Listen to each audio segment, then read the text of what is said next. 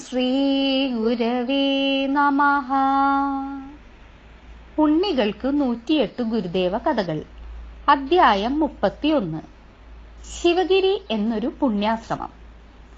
അരുവിപ്പുറത്തെ പ്രവർത്തനങ്ങൾക്കു ശേഷം ഗുരുദേവൻ തിരുവനന്തപുരത്തിനും കൊല്ലത്തിനുമിടയിലുള്ള വർക്കല എന്ന ഗ്രാമത്തിലെത്തി.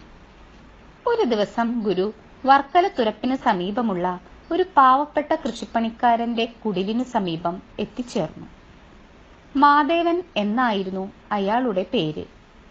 തന്റെ വീടിനു സമീപമായി ഒരു സന്യാസി വന്നു നിൽക്കുന്നത് കണ്ട മാധവൻ ഒന്നമ്പരന്നു. അയാൾ ആഗതനെ സൂക്ഷിച്ചു നോക്കി. അയ്യോ, ഇത് അരുവിപ്പുറത്തെ ഗുരുസ്വാമികളാണല്ലോ. മാധവൻ ഗുരുസ്വാമികളുടെ കാൽപാദങ്ങളിൽ കെട്ടിവീണു നമസ്കരിച്ചു.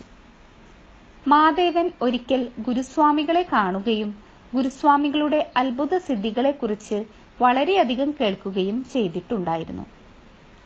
അവിടുത്തേക്ക് തരാൻ ഈ വീട്ടിൽ ചോറോ കറിയോ ഒന്നും ഇരിപ്പില്ലല്ലോ. മാധവൻ പരിഭ്രമത്തിലായി. മാധവ, നമുക്കിപ്പോൾ ചോറോ കറിയോ ഒന്നും വേണ്ട.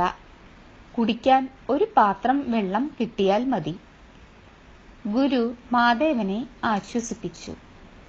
മാധവൻ അകത്തു കയറി ഒരു മൺപാത്രം നിറയെ വെള്ളം കൊണ്ടുവന്നു ഗുരുവിന് കൊടുത്തു. എന്നിട്ടു പറഞ്ഞു, ഈ ഭാഗത്ത് ഒറ്റപ്പെട്ട ഏതാനും വീടുകളെ ഉള്ളൂ. അവരൊക്കെ പട്ടിണിക്കാരാ. സ്വാമികൾ ജനവാസമുള്ള എവിടേക്കെങ്കിലും പോകുന്നതാണ് നല്ലത്. അല്ലെങ്കിൽ സ്വാമികളുടെ കാര്യം കഷ്ടത്തിലാകും. മാധവ, നമുക്ക് പാവങ്ങൾക്കിടയിൽ കഴിയുവാനാണ് ഇഷ്ടം. തിക്കും തിരക്കുമൊന്നും നമുക്ക് പിടിക്കില്ല, ഗുരു അറിയിച്ചു. അങ്ങ് എന്തിനാണ് ഈ പ്രദേശത്ത് വന്നത്? അങ്ങയ്ക്ക് എന്ത് സഹായമാണ് വേണ്ടത്? മാധവൻ വിനയപൂർവം ചോദിച്ചു. ഗുരു അയാളുടെ കുടിലിനു മുകൾ ഭാഗത്തേക്ക് കണ്ണോടിച്ചു.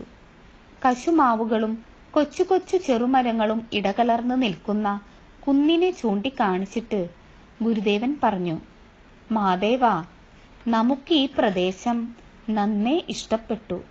വിശ്രമിക്കാൻ ഇവിടെ ഒരു കുടിൽ കെട്ടിത്തരാമോ? ഗുരുദേവന്റെ ആഗ്രഹപ്രകാരം മാധവൻ ആ കുന്നിൽ ഓലക്കീറുകൾ അടുക്കി വെച്ച് ഒരു ചെറിയ ആശ്രമം കെട്ടിയുണ്ടാക്കി കൊടുത്തു.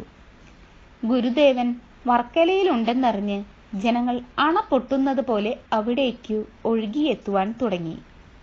കല്ലും മുള്ളും കുണ്ടും കുഴിയുമൊക്കെ ചവിട്ടിക്കടന്നാണ് അവർ ഗുരുവിനെ കാണാൻ വന്നത്.